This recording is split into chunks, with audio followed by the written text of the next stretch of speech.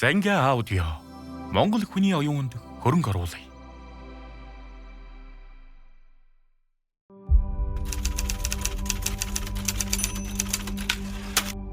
Бүрөсрөнгийн буян дэлгэр нар хүнээс манддаг ном ноос.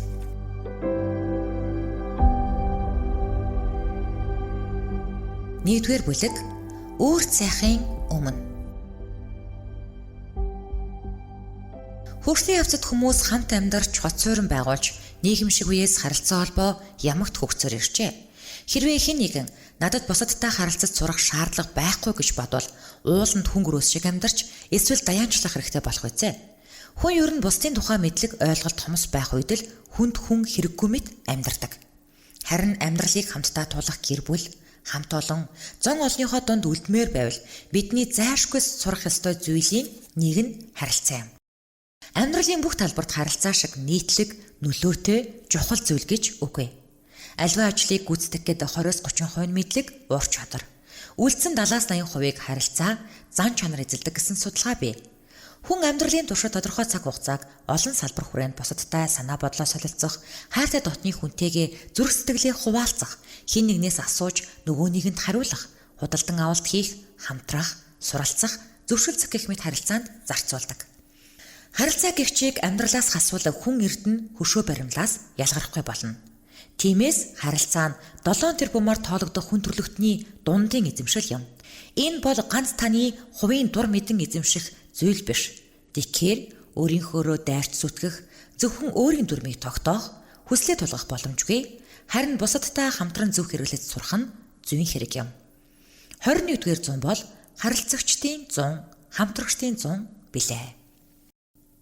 Бүрөсрөнгийн буян дэлгэр нар хүнээс манддаг ном ноос.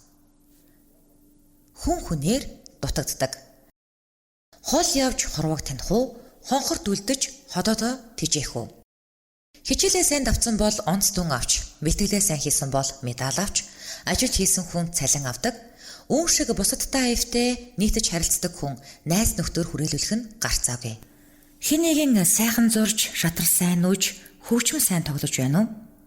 Түүнд ч гэсэн маш муу зурж, маш муу нүүж, огт хөгжмөдөж чаддаггүй үе байсан. Тэр үеийг даван туулжээ. Үүнийг таач сайн мэднэ. Маш энгийн дасгал сургуулиуд тууштай хичээл зүтгэлийн ачаар чаддаг болтлоо хөгцсөн. Өдөр тутам хичээнгүй зүтгэсний үр дүнд хүн ямар ч салбарт амжилт олж болно. Яг үүнтэй адил харилцааны энгийн алхмуудад ээлж дараалан суралцсан хичээл зүтгэлийн ачаар харилцааны авраг төрдөг. Хэрвээ харилцааныхаа талбарт хүчлийн ямар ч төлөвлөгөө баримталдаггүй бол юу хүлээж байгааг та бараг гадарлах биз. Миний найз нэргүй 2001 онд хүнд өвчний улмаас биеийг муудаж эмнэлэгт олон сар хэвтсэн юм. Түүн дээр очисон өдрийг би хизээч мартдаггүй. Цэл залуугаараа хүнд өвдсөн найзын маань маш тогтуун тайвнаар итгэл төгс хэлсэн үг зүрх зүсэг шиг болж үлээ. Тэр хүүхдийн шиг нүдэрээ цоо ширтэж байгаад буяа найз нь энэ олон хоног өвхөлтэй тэмцэлтэхдээ урд өмнө хизээч бодож байгаагүй олон зүйлийг эргцүүлэн бодлоо. Хүн ер нь их олон зүйлийг анзаарахгүй явдаг юм байна. Эмнэлгийн орон дээр хэвтэж, өвхөл намайг ясан гараар хэлэх үед л хэр удаан амьдрах нь чухал биш, хэрхэн яаж амьдрсан нь чухал юм байна гэдгийг зүрх сэтгэл чүмэг нугсандаа тултал ойлгосон шүү гэсэн юм. Эмнэлгээс гарч явхад түүний хэлсэн үг тархин дахин цавраатаж яаж амьдарч байгаагаа хараад өөрөөсөө ичих шиг болж байв. Нэргүй маань миний хувьд сэтгэл дотор гал асаасан найз юм. Нэг удаа хөдөө сургалтаар явахдаа энэ түүхийг ярьтал нэг залуу тэгээд одоо тэр найз чинь амьд уу гэж асуухад нь би тийм ээ тэр амьд. Үхээд босохдоо найз минь амьдралыг өөрөөр хардаг болсон гэж хариулсан. Хэрв та өөрийгөө хизээж гарахгүй долоон бурхан од шиг үргэлж гялалцна гэж сандаг бол дахин нэг бодоод үзээрэй. Хүн юунд хүрснээр биш, ардаа юуг үлдээж байгаагаараа хэмжигддэг. Тиймээс өөртөө наасан биш, бусдад өгсөн зүйлээр өөрийгөө хэмжих нь зүйтэй юм. Дэлхийн улс орнууд саагалтын дайтай ойртсон энэ үед гар утас интернетээр хүссэн хүнтэйгээ ханаас ч харилцах боломжтой болжээ. Өмнө нь хэдэн сар болж байж ирдэг байсан загтын оронд одоо хоёр талд суугаад ямар ч саадгүй нүүр царайгаа хараад ярьж байна. Хэдэн 10 хоногоор Бээжин хот руу жинтэдэг байсан бол өнөө цагт хүчирхэг техникийн тусламжтай хэдхэн цагийн дотор нисэд очдог болжээ. Тиймээс өглөөнд орой тэнд гэдэг үг үнэн юм. Харилцааны багаж техник хөгжих тусам хүн хүнээсээ улам бүр холцоор байгаа нь харамсалтай. Зарим талаар очиод уулзах чадахгүй хүнтэйгээ уцаарч болов ярилцах нь сайхан. Гэвч улаан нүрээ харж ярихдаа яаж зүрлэх вүлээ? Туйлын завгүй нийгмийн эргүүлэгт эргэлдэж, гэр бүл, найз нөхөд, хайртай дотны хүнтэйгээ ярилцах, хамтдаа байх цаг хугацаа улам хомигдсон холцоор. Түүнчлэн амьдралыг хэлбэршүүлсэн, ажил хөнгөлсөн олон сайхан цахилгаан бараа нь хүн хүнтэйгээ харилцах харилцааны хомсдолд нөлөөлж байна. Хүүхэд байхад манад угаалгын машин байсан юм. Тийм болохоор ээж маань томоохон зүйлийг угаагаад мушгахдаа заавал аавыг дууддаг байж билээ. Мушгиж байхдаа хоорондоо элдвийг ярилцаж харагддагсан. Мөн хажуу айл манад махаа тавина, орой бүр авч бас буцааж тавина. Тэр үед гажигдаж дутагдах зүйл их байлаа. Хөрш айлууд өөр хоорондоо орж гарч шаардлагатай лаа, чүдэн, давс, цай гэд ойр зүрийн хэрэгцээг нөхөж бие биетэйгээ минь тустай харилцаа холбоотой явдаг байв. Ерөөсөө бие биеэсээ шалтгааллах бодит шалтгаан их байж. Хорооны ганц дэлгүүр орохын тулд 2 буудал шахам явах шаардлагатай учраас хин хэнийгээ сайн ойлгоно. Харин өнөөдөр ямар нэг зүйл хэрэгтэй бол шууд гараад гэрийнхээ ойр дэлгүүрт ороход л хангалттай. Зурагт, кабелийн сувгаас сольж, сошиалаар дуртай кино, клипээ үзэж, эсвэл хөгжим, FM, радио сонсож, компьютерийн ард суугаад янз бүрийн тоглоом тоглоно. Гар утсаараа хинтэй ч ярилцаж, мессеж өчөж болно. Facebook, Twitter, Hi-Tav гэд олон янзын харилцаа үүсгэх хэрэгслүүд байна. Түүнчлэн үл таних нэгэнтэй чатаар холбогдож комент өчөх боломжтой. Тэвний технологи хөгжих нь олон сайн талтай ч цөөнгө сөрөг үзэгдэл гарсаар байна. Маш их ганцаардал үүсэж, бусдад үнэлэгдэх, өөрийгөө илэрхийлэх хэрэгцээгээ хангахын тулд хинтэй ч хамаагүй чаталж, жиргээчд хэмээх зарим нөхөд интернет орчинд хүмүүстэй завсар зайгүй харилцаж байгаа нь үнэн. Хөдөөгийн жижиг суманд мэдэрдэггүй ганцаардлыг хөлтөөнд хөлгөж, хөлгөн хүлгсэн их хотын гудамд мэдэрдэг нь гарцаагүй үнэн. Эргэн тойрноо анзаарвал янз бүрийн чат сувгаар уйдаж өглөө гэсэн залуусын шуурга дэгдэж байна.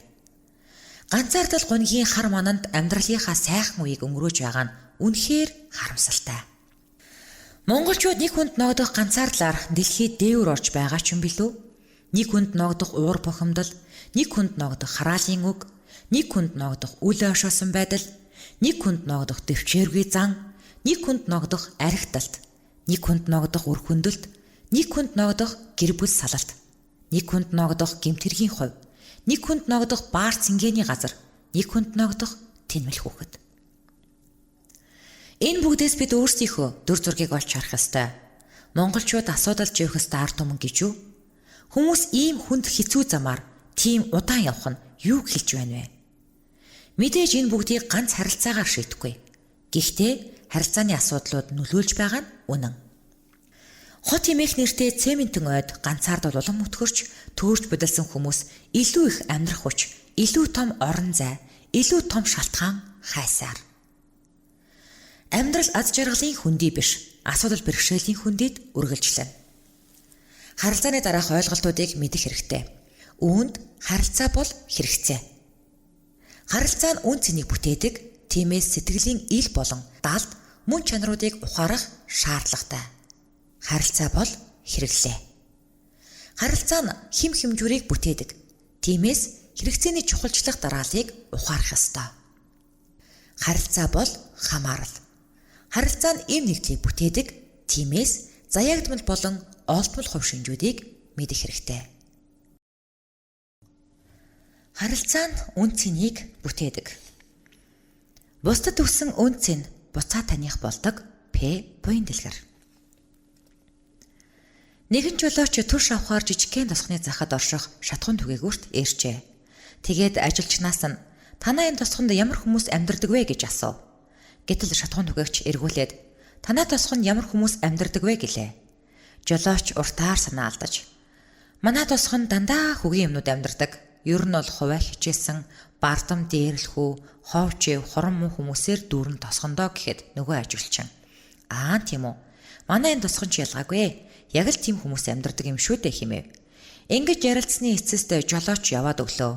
Удалгүй өөр нэг жолооч нөгөө шатхан түгээгүүрт иржээ. Мөн л танай тосгонд ямар хүмүүс амьдардаг вэ гэж асуув. Ажилчин танай тосгонд ямар хүмүүс амьдардаг вэ гэж асуултаа давтахад жолооч. Манай тосгонд их тусч, сайхан сэтгэлтэй, найрсаг дулаан хүмүүс амьдардаг гэлээ. Тэгэхэд шатхан түгээгч манай тосгонд ч гэсэн найрсаг, халуун дулаан, тусч хүмүүс амьдардаг юм да гэжээ. Тийм ээ. Таны ямар байгаагаас шалтгаалж яг тийм хүмүүс хүрээлтэх нь харилцааны жам гэлтэй. Бүх хүн хөгийн новш гэсэн хандлагыг цусандаа шингээвэл хичнээн хичээгээд сайхан харилцааг үүсгэж чадахгүй. Хин нэгэн бусдын тухай хүмүүс бүгдээрээ үүдгүй. Тэд үргэлж миний зэвүүг хүргэдэг муусан юмнууд гэх мэтээр тодорхойлохыг та сонссноо. Яг үнэндээ асуудал бусдад биш, тухайн хүнд өөрт нь байгаа юм. Тэгэхээр хүн бусадтай харилцах өөрийн орон зайг нүдэнд үл үзэгдэх өргөс тороор хэрж эсвэл илүү утга учиртай болгож чадна. Өдөр тутам харилцааны бэрхшээлтэй явдаг, нэр нь үл мэдэгдэх хүмүүс гудамж талбайгаар дүүрэн алхана. Духан дээрээ хамаг зовлонгоо овоосон, асуух нь илүүц хүмүүсийн царайг хаанаас ч олж харж болно. Өглөөнөөс өдөр хүртэл хүмүүстэй мүр зэрэгцэн алхахдаа бусадтай харилцаж сураагүйгээс болоод хичнээн олон залуус амиа хорлоход ч бэлэн цөхрөл бухимдлын уур манан дунд амьдарч байгааг бүү мэд. Ингээд эргэн тойронд минь хинч намайг ойлгодгүй гэх хүрээлэлд амьдарсаар. Харилцаагүй, халуун дулаан нөхөрлөлгүй, саарл ертөнцид залуус алдахын зовлон үгүй, хайрлахын баяр баясалч үгүй, чимээгүй цөхрөл донд гунигт ирээдүрүүгээ зориг мутайхан алхана. Гэтэл амьдрал түмэн наст хийшиг үргэлжилсээр л.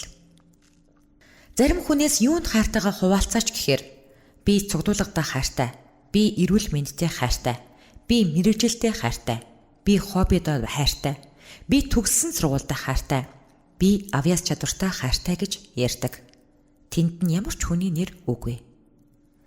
Өөрөөр хэлбэл олон хүн хайр, харилцаа хоёрыг огт хэрэгсэхгүй амьдардаг болжээ.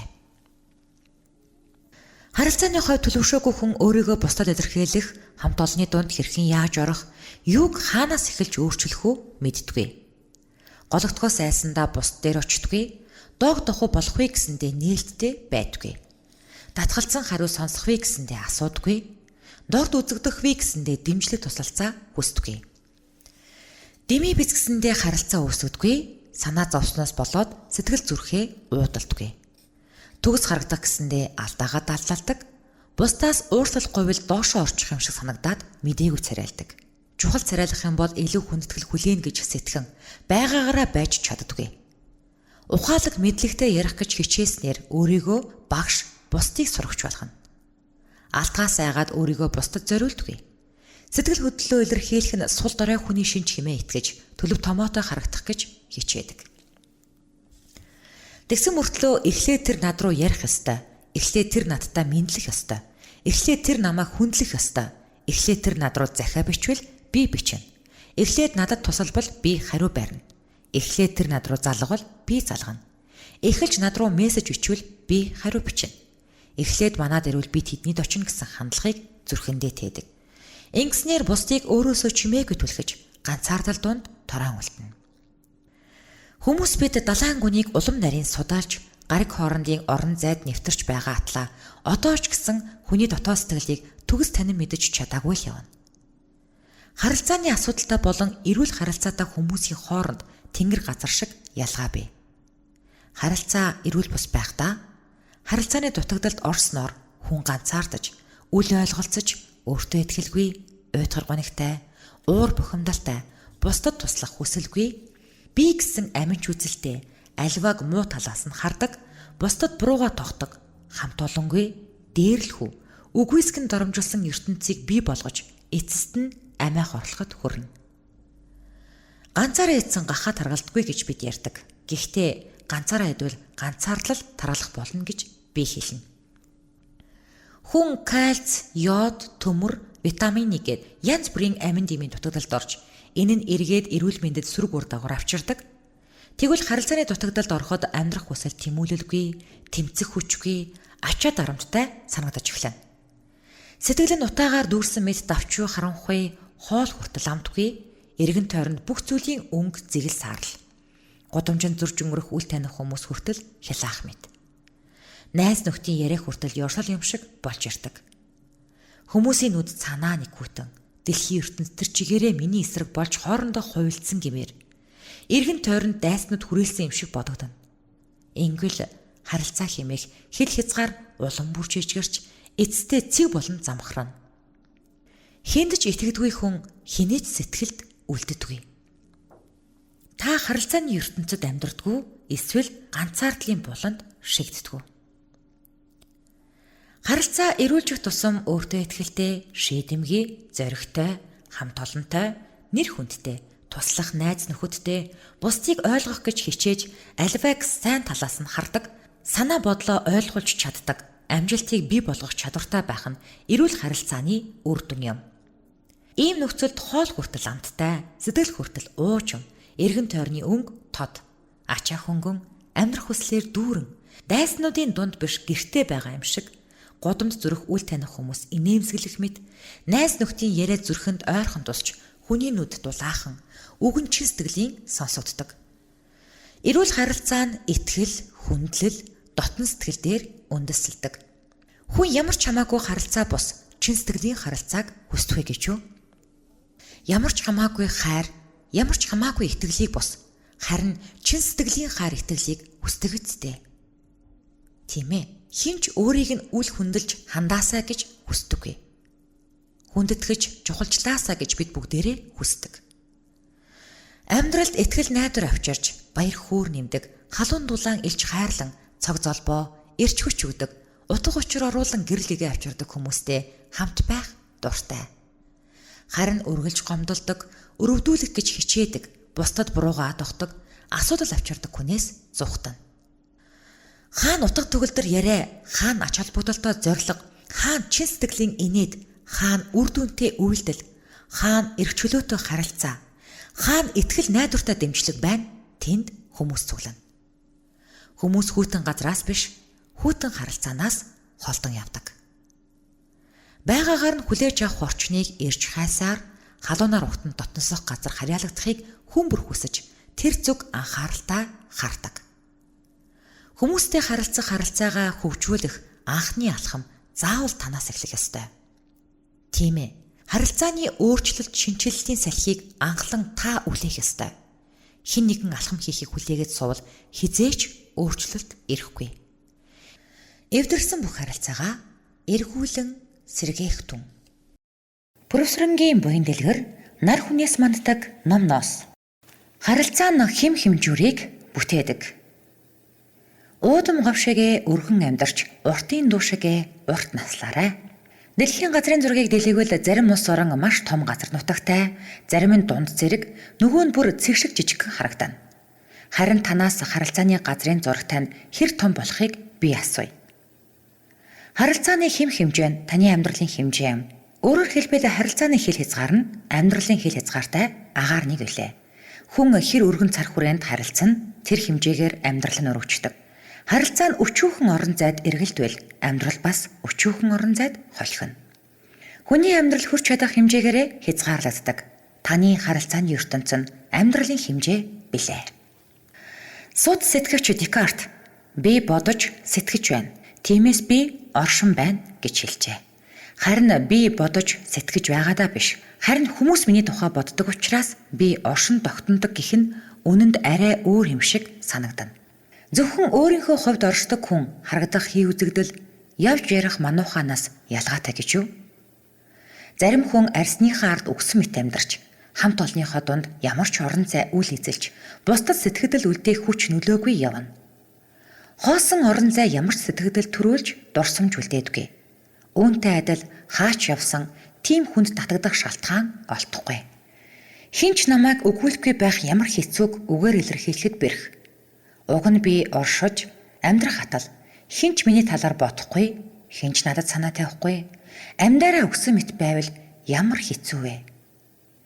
Хитгэн хоромцог байсан хэрн урт удаан дурсамж үлдээдэг хүн байхад олон жил хамт явчихад хурдан мартагдах хөнгөн хүмүүс ч бий. Нэг уулзаад сэтгэл татах хүн байхад 1000 уулзсан ч сэтгэл төрүүлэхгүй нэгэн бий. Тийм ээ. Өөрийнхөө хувьд л оршин тогтнодог хүн хорвоо хүмсэн тогоо шиг давчуу хэмээн андуурдаг. Тэнгэрийн хаяанаас цааш газар үгүй. Тэртех уулнаас цааш айл үгүй хэмээн бодохдоо хол явж хорвоотоо танилцах бус хонхортой үлдэж ходоодоо баярлуулж амьдралыг давчуухан үзэлдээ багтаахаар гайхаж суун. Өнөөдөр та ажилдаа, ангидаа, хамт олон дээр очиагүй гэж бодоорой. Тэд таныг өгүүлэх болов уу? Яасан ийс юм бол гэж утас зохиж мессеж бичих болов уу? Хэрвээ хинч таны араас санаа тавихгүй бол танаахан яасан өөдгөө хамт олон бэ гэхээс илүү та ямар хямдхан харилцаатай хүн бэ? Яаж ийм харилцааг бий болгож чадваа гэж би асуух болно. Үгүй дээ, ийм байж болохгүй. Хамт олондоо байхгүй л бол болохгүй. Таныг өгүүлж, таны харилцаагаар дутдаг болох ёстой. Таныг эрен хайж, үгүйлэн дурсаж, танаар гачигдаж дутагдахыг мэдрэх хэмжээний харилцааг бий болгох хэрэгтэй. Бага байхгүй нь мэдэгдэхгүй, бараг байхгүй нь дээр шахах хүн битгий болоорой. Хинд ч анзаарахдахгүйгээ мэдрэх шиг тааламжгүй мэдрэмж хаач үгүй хэмээн Уильям Джеймс хэлжээ. Хамт олонныхоо дунд үн цэнэгүй харилцааг бүү илтээгээрэй. Үн цэнтэй амьдрал нь үн цэнтэй оршин тогтнохоос эхэлнэ. Тиймээс бүх хямдхан амьдраарай. Үн цэнтэй амьдарч хэл хязгаараа тэлээрэй. Тэгвэл таны ертөнц хүнээр дүүрхийг харах болно. Эцвэхтэй амьдардаг хүн эцвэхтэй харилцдаг. Нийтж хүн зааг хязгаарт баригдахгүй, бусдын хэл хязгаарыг мэдэрч хэрхэн яаж харилцаа ойлгож хүндэлж чадна. Таны мөн чанар хэдэн хүнд хэрэг гүн нөлөөлж чадсанаар амьдрал болон харилцааны тань хүрээ хэмжигддэг.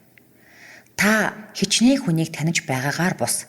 Харин хэдэн хүн таныг таньдгаар танилын хүрээ тодорхойлогдно.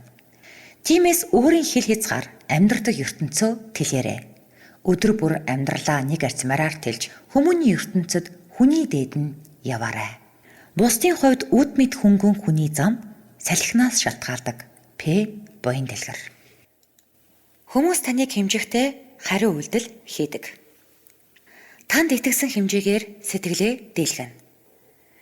Хэн нэгэнд итгэх хэмжээгээр харилцаа хязгаарлагддаг. Хэн ч танд сэтгэлээ дийлгэхгүй байна уу? Энэ нь танд итгэдэггүйтэй холбоотой байж мэднэ. Учир нь хүн хэн нэгэнд итгэвэл зөвлөгөө өгч чадах хэсгээс үл хамааран сэтгэлээ дийлгэж дотроо онгойлгох хэрэгцээтэй явдаг. Бусдад сэтгэлээ нээн ярилцахад тэдний мэдлэг чадвараас илүү итгэлтэй байдал нь хамгаас чухал. Таныг хүндлэх хэмжээгээр яриагт нь сонсно. Хэрвээ хүндлэхгүй бол сонсохгүй, хүндэл гэдэг нь чихтэй адил. Хүндлэхгүй хүнээ сонсох мэт дүр эсгэж болно. Гэхдээ зүрх сэтгэлдээ үгийг нь хүлээж авахгүй. Ямар ч чухал хэрэгтэй зүйлийг ярьсан чихээрээ сонсовч сэтгэл нь хүлээж авахгүй. Хүндэлж эхэлбэл сонсож эхлэн хүмүүсийн байр байдал нь танаас шалтгаалдаг.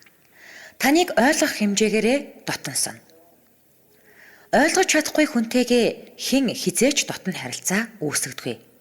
Ойлгох тусмаа хоёр Занга аудио. Монгол хүний оюунд хөрөнгө оруулъя.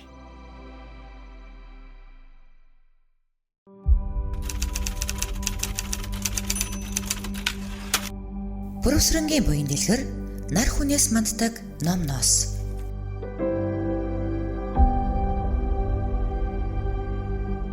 Нэгдүгээр бүлэг Өөрт сайхын өмнө. Хөгжлийн явцад хүмүүс хамт амьдарч хот суурин байгуулж нийгэмшиг үеэс харилцаа холбоо ямагт хөгжсөөр иржээ. Хэрвээ хэн нэгэн надад бусадтай харилцаж сурах шаардлага байхгүй гэж бодвол ууланд хүн гөрөөс шиг амьдарч эсвэл даяанчлах хэрэгтэй болох үзье. Хүн ер нь бусдын тухай мэдлэг ойлголт томс байх үед л хүнд хүн хэрэггүй мэт амьдардаг. Харин амьдралыг хамтдаа тулах гэр бүл, хамт олон, зон олонныхоо дунд үлдмээр байвал бидний зайлшгүй сурах ёстой зүйлийн нэг нь харилцаа юм. Амьдралын бүх талбарт харилцаа шиг нийтлэг, нөлөөтэй, чухал зүйл гэж үгүй. Аливаа ажлыг гүйцэтгэх гээд 20-30% мэдлэг уур чадвар. Үлдсэн 70-80%-ийг харилцаа, зан чанар эзэлдэг гэсэн судалгаа бий. Хүн амьдралын туршид тодорхой цаг хугацааг олон салбар хүрээнд бусадтай санаа бодлоо солилцох, хайртай дотны хүнтэйгээ зүрх сэтгэлээ хуваалцах, хэн нэгнээс асууж нөгөө нэгэнд хариулах, худалдан авалт хийх, хамтрах, суралцах, зөвшөлдсөх гэх мэт харилцаанд зарцуулдаг. Харилцаа гихчийг амьдралаас хасвал хүн эрдэнэ хөшөө баримлаас ялгархгүй болно. Тиймээс харилцаа нь 7 тэрбумаар тоологдох хүн төрлөختний дундын эзэмшил юм. Энэ бол ганц таны хувийн дур мэдэн эзэмших зүйл биш. Тэгэхээр өөрийнхөөрөө дайрч зүтгэх, зөвхөн өөрийн дүрмийг тогтоох, хүслээ тулгах боломжгүй. Харин бусадтай хамтран зөв хэрэглэж сурах нь зүйн хэрэг юм. 21-р зуун бол харилцагчдын 100, хамтрагчдын 100 билээ. Пүрвсрэнгийн буян дэлгэр нар хүнээс манддаг ном ноос. Хүн хүнээр дутагддаг. Хол явж хорвог таних уу, хонхорт үлдэж ходоодоо тижээх үү. Хичээлээ сайн давцсан бол онц дүн авч, бэлтгэлээ сайн хийсэн бол медаль авч, ажил хийсэн хүн цалин авдаг. Үүн шиг бусадтай аявтай нийтж харилцдаг хүн найз нөхдөр хүрээлүүлэх нь гарцаагүй. Хэн нэгэн сайхан зурж, шатар сайн нүүж, хөгжмөн сайн тоглож байна уу? Түүнд ч гэсэн маш муу зурж, маш муу нүүж, огт хөгжмөдөж чаддаггүй үе байсан. Тэр үеийг даван туулжээ. Үүнийг таач сайн мэднэ. Маш энгийн дасгал сургуульд тууштай хичээл зүтгэлийн ачаар чаддаг болтлоо хөгцсөн. Өдөр тутам хичээнгүй зүтгэсний үр дүнд хүн ямар ч салбарт амжилт олж болно. Яг үүнтэй адил харилцааны энгийн алхмуудад ээлж дараалан суралцсан хичээл зүтгэлийн ачаар харилцааны авраг төрдөг. Хэрв харилцааныхаа талбарт хүчлийн ямар ч төлөвлөгөө баримталдаггүй бол юу хүлээж байгааг та бараг гадарлах биз. Миний найз нэргүй 2001 онд хүнд өвчний улмаас биеийг муудаж эмнэлэгт олон сар хэвтсэн юм. Түүн дээр очисон өдрийг би бүр хизээч мартдаггүй. Цэл залуугаараа хүнд өвдсөн найзын маань маш тогтуун тайвнаар итгэл төгс хэлсэн үг зүрх зүсэг шиг болж үлээ.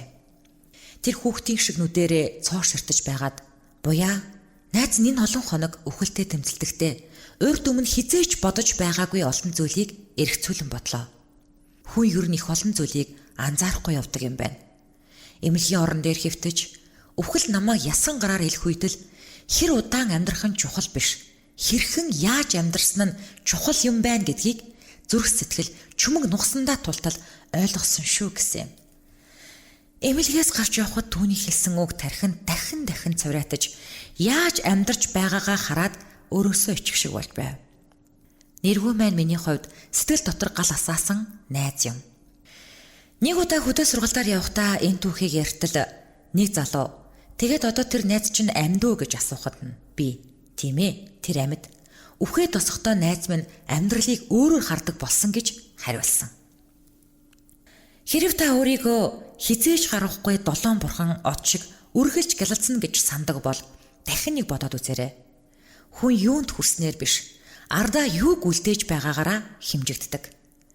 Тиймээс өөртөө наасан биш, бусдад өгсөн зүйлээр өөрийгөө хэмжих нь зүйтэй юм. Дэлхийн улс орнууд саагалтын дайтай ойртсон энэ үед гар утас интернетээр хүссэн хүнтэйгээ ханаас ч харилцах боломжтой болжээ. Өмнө нь хэдэн сар болж байж ирдэг байсан загтын оронд одоо хоёр талд суугаад ямар ч саадгүй нүүр царайгаа хараад ярьж байна.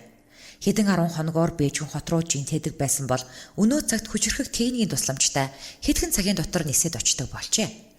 Тиймээс өглөө энд орой тэнд гэдэг үг үнэн юм. Харилцааны багаж техник хөгжих тусам хүн хүнээсээ улам бүр холцоор байгаа нь харамсалтай. Зарим талаар очиод уулзах чадахгүй хүнтэйгээ уцаарч болов ярилцах нь сайхан. Гэвч улаан нүрээ харж ярихдаа яаж зүрлэх вүлээ? Туйлын завгүй нийгмийн эргүүлэгт эргэлдэж, гэр бүл, найз нөхөд, хайртай дотны хүнтэйгээ ярилцах, хамтдаа байх цаг хугацаа улам хомигдсон холцоор. Түүнчлэн амьдралыг хэлбэршүүлсэн, ажил хөнгөлсөн олон сайхан цахилгаан бараа нь хүн хүнтэйгээ харилцах харилцааны хомсдолд нөлөөлж байна. Хүүхэд байхад манад угаалгын машин байсан юм. Тийм болохоор ээж маань томоохон зүйлийг угаагаад мушгахдаа заавал аавыг дууддаг байж билээ. Мушгиж байхдаа хоорондоо элдвийг ярилцаж харагддагсан. Мөн хажуу айл манад махаа тавина, орой бүр авч бас буцааж тавина. Тэр үед гажигдаж дутагдах зүйл их байлаа. Хөрш айлууд өөр хоорондоо орж гарч шаардлагатай лаа, чүдэн, давс, цай гэд ойр зүрийн хэрэгцээг нөхөж бие биетэйгээ минь тустай харилцаа холбоотой явдаг байв. Ерөөсөө бие биеэсээ шалтгааллах бодит шалтгаан их байж. Хорооны ганц дэлгүүр орохын тулд хоёр буудал шахам явах шаардлагатай учраас хин хинийгээ сайн ойлгоно. Харин өнөөдөр ямар нэг зүйл хэрэгтэй бол шууд гараад гэрийнхээ ойр дэлгүүрт ороход л хангалттай. Зурагт, кабелийн сувгаас сольж, сошиалаар дуртай кино, клипээ үзэж, эсвэл хөгжим, FM, радио сонсож, компьютерийн ард суугаад янз бүрийн тоглоом тоглоно. Гар утсаараа хинтээч ярилцаж, мессеж өчөж болно, Facebook, Twitter, Hi-Tav гэд олон янзын харилцаа үүсгэх хэрэгслүүд байна. Түүнчлэн үл таних нэгэнтэй чатаар холбогдож комент өчөх боломжтой. Тэвний технологи хөгжих нь олон сайн талтай ч цөөнгөл сөрөг үзэгдэл гарсаар байна. Маш их ганцаардал үүсэж, бусдад үнэлэгдэх, өөрийгөө илэрхийлэх хэрэгцээгээ хангахын тулд хинтээ чамаагүй чаталж, жиргээчд хэмээх зарим нөхөд интернет орчинд хүмүүстэй завсар зайгүй харилцаж байгаа нь үнэн. Хөдөөгийн жижиг суманд мэдэрдэггүй ганцаардлыг хөлтөөнд хөлгөж, хөлгөн үлгсэн их хотын гудамд мэдэрдэг нь гарцаагүй үнэн. Эргэн тойрноо анзаарвал янз бүрийн чат сувгаар уйдаж өглөө гэсэн залуусын шуурга дэгдэж байна. Ганцаардал гунгийн хар мананд амьдралынхаа сайхан үеийг өнгөрөөж байгаа нь үнэхээр харамсалтай. Монголчууд нэг хүнд ногдох ганцаардлаар дэлхийд дээвэр орж байгаа ч юм билүү? Нэг хүнд ногдох уур бухимдал, нэг хүнд ногдох хараалын үг, нэг хүнд ногдох үл ойшоосон байдал, нэг хүнд ногдох дэвчээргүй зан, нэг хүнд ногдох архиталт, нэг хүнд ногдох үр хөндлөлт, нэг хүнд ногдох гэр бүл салалт, нэг хүнд ногдох гэмтэргийн хувь, нэг хүнд ногдох баар цэнгэний газар, нэг хүнд ногдох тэнмэл хүүхэд.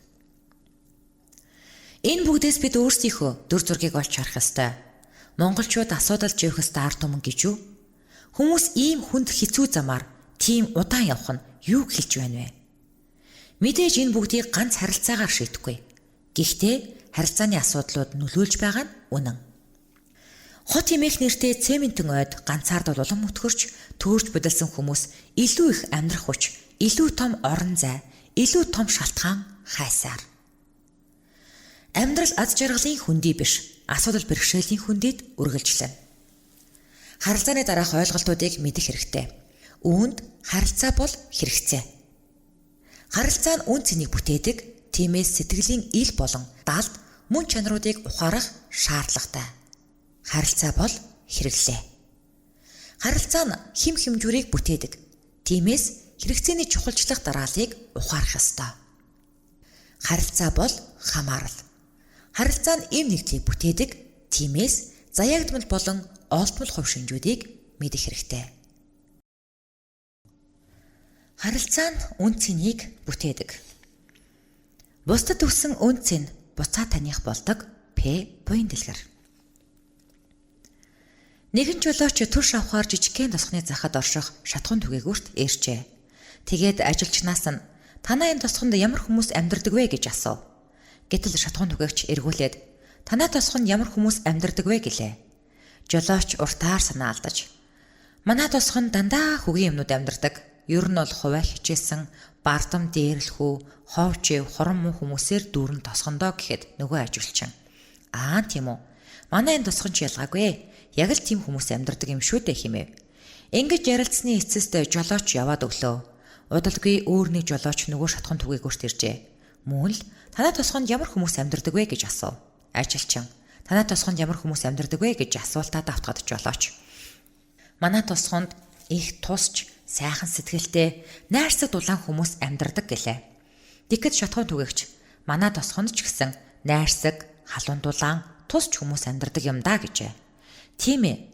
Таны ямар байгаагаас шалтгаалж яг тийм хүмүүс хүрээлдэх нь харилцааны жам гэлтэй. Бүх хүн хөгийн новш гэсэн хандлагыг цусандаа шингээвэл хичнээн хичээгээд сайхан харилцааг үүсгэж чадахгүй. Хин нэгэн бусдын тухай хүмүүс бүгдээрээ өөдгүй. Тэд үргэлж миний зэвүүг хүргэдэг муусан юмнууд гэх мэтээр тодорхойлохыг та сонссноо. Яг үнэндээ асуудал бусдад биш, тухайн хүнд өөрт нь байгаа юм.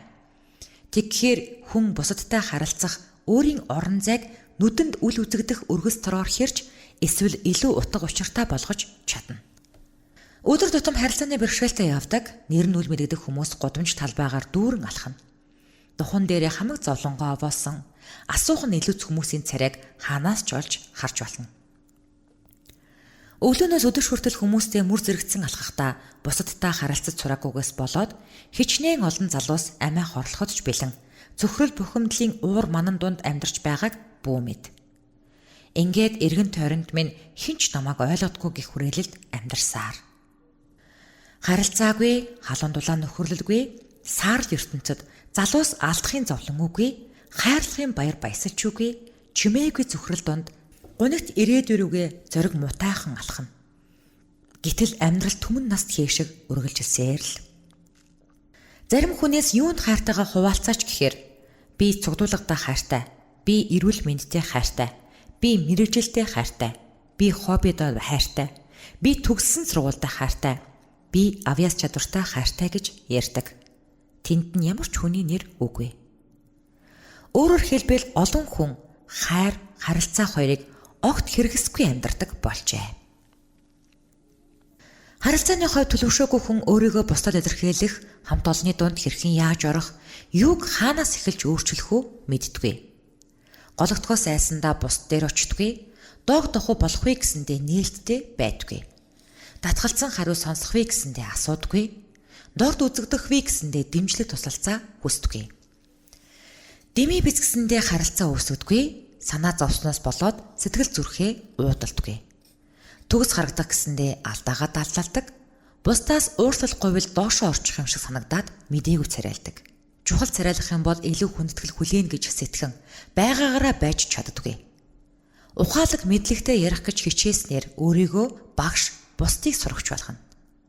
Алтгаас айгаад өөрийгөө бусдад зориулдаггүй. Сэтгэл хөдлөлөө илэрхийлэх нь сул дорой хүний шинж хэмээн итгэж төлөв томоотой харагдах гэж хичээдэг. Тэгсэн мөртлөө эхлээд тэр над руу ярих ёстой. Эхлээд тэр надтай мэдлэх ёстой. Эхлээд тэр намайг хүндлэх ёстой. Эхлээд тэр над руу захиа бичвэл би бичнэ. Эхлээд надад тусалбал би хариу барина. Эхлээд тэр над руу залгавал би залгана. Эхэлж над руу мессеж бичвэл би хариу бичнэ. Эхлээд манад ирвэл би тэднийд очино гэсэн хандлагыг зүрхэндээ тээдэг. Ингэснээр бусдыг өөрөөсөө чимээгүй түлхэж ганцаардал дунд торон үлдэнэ. Хүмүүс бид далайн гүнийг улам нарийн судаалж, гариг хоорондын орон зайд нэвтэрч байгаа атлаа одоо ч гэсэн хүний дотоод сэтгэлийг төгс танин мэдэж чадаагүй л явна. Харилцааны асуудалтай болон эрүүл харилцаатай хүмүүсийн хооронд тэнгэр газар шиг ялгаа бий. Харилцаа эрүүл бус байхдаа харилцааны дутагдалд орсноор хүн ганцаардаж, үл ойлголцож, өөртөө итгэлгүй, уйтгар гонигтай, уур бухимдалтай, бусдад туслах хүсэлгүй, би гэсэн аминч үзэлтэй, аливааг муу талаас нь хардаг, бусдад бурууга тогтдог, хамт олонгүй, дээрлэхүү, үгүйсгэн доромжилсан ертөнцийг бий болгож, эцэст нь амиах орлоход хүрнэ. Ганцаараа эдсэн гахаа таргалдаггүй гэж бид ярьдаг. Гэхдээ ганцаараа эдвэл ганцаарлал таргалах болно гэж би хэлнэ. Хүн кальц, йод, төмөр, витамин нэгэд янз бүрийн амин дэмийн дутагдалд орж, энэ нь эргээд эрүүл мэндэд сөрөг үр дагавар авчирдаг. Тэгвэл харилцааны дутагдалд ороход амьдрах хүсэл тэмүүлэлгүй, тэмцэх хүчгүй, ачаа дарамттай санагдаж эхлэнэ. Сэтгэл нь утаагаар дүүрсэн мэд давчуу харанхуй, хоол хүртэл амтгүй, эргэн тойронд бүх зүйлийн өнгө зэгэл саарл. Гудамжинд зурж өнгөрөх үл таних хүмүүс хүртэл хялаах мэд. Найз нөхдийн яриах хүртэл ёршол юм шиг болж ирдэг. Хүмүүсийн нүд цанаа нэгхүтэн, дэлхийн ертөнцийн тэр чигээрээ миний эсрэг болж хоорондоо хуйлдсан гэмээр эргэн тойронд дайснууд хүрээлсэн юм шиг бодогдно. Ингэл харилцаа хэмээх хэл хязгаар улам бүрчээжгэрч эцэстээ цэг болон замхрана. Хэнд ч итгэдэггүй хүн хинээч сэтгэлд үлддэггүй. Та харилцааны ертөнцид амьдрдаггүй эсвэл ганцаардлын буланд шигддэггүй. Үргэлжлэлийг Зангиа аудиогоос